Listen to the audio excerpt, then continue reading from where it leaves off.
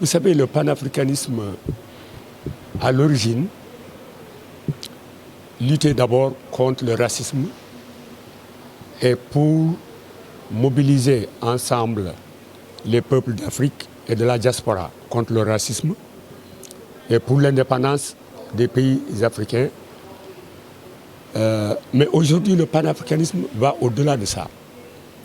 Je crois que la question fondamentale du panafricanisme, c'est comment mobiliser les ressources des pays africains et des représentants de la diaspora pour transformer l'Afrique, pour consolider les relations entre l'Afrique et sa diaspora. Comme vous le savez, sans doute, l'Union africaine a fait de la diaspora la 6e région du continent. Donc, le panafricanisme aujourd'hui, il y a plusieurs interprétations du panafricanisme. Mais nous, c'est le panafricanisme révolutionnaire ou progressiste qui nous semble être la meilleure voie pour mobiliser les Africains du continent et de la diaspora et surtout pour instaurer la souveraineté sur nos ressources et la définition de nos politiques de développement. Je crois que c'est aujourd'hui l'une des tâches fondamentales des intellectuels, des politiciens ou des politiques progressistes en Afrique et dans la diaspora. Et c'est pourquoi d'ailleurs, dans cette conférence, il y a pas mal de représentants de la diaspora, comme Horace Campbell et bien sûr le fils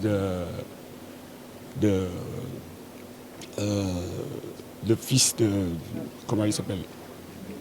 Il y a la fille de Nkrumah d'abord et le fils de Marcus Garvey. Voilà, le fils de Marcus Garvey. Comme vous le savez, Marcus Garvey, c'est une figure éminente dans la lutte pour l'unification des peuples noirs et pour la solidarité entre les peuples africains et ceux de la diaspora. Donc, la conférence épouse bien le concept de panafricanisme pour consolider ce qui existe déjà et pour aller un peu plus loin dans la mesure où aujourd'hui, comme vous le savez, le monde est un monde extrêmement complexe et nous avons besoin de notre solidarité pour sauver l'Afrique d'une certaine manière du pillage extérieur et essayer de mettre toutes ces ressources au service du développement des pays, des peuples africains et de ceux de la diaspora. Moi, quand j'entends parler d'élections démocratiques, des fois je me dis, mais est-ce que les gens savent de quoi ils parlent? Parce que le plus souvent, on confond démocratie et élection. Mais démocratie ne veut pas dire élection. Démocratie, et ensuite, ce qu'on nous propose ici, c'est la démocratie libérale, occidentale. Ce n'est pas une démocratie qui correspond aux réalités africaines. Je pense que quand on parle de démocratie, il faut d'abord la souveraineté. Il faut que les peuples soient en mesure de définir eux-mêmes leur politique.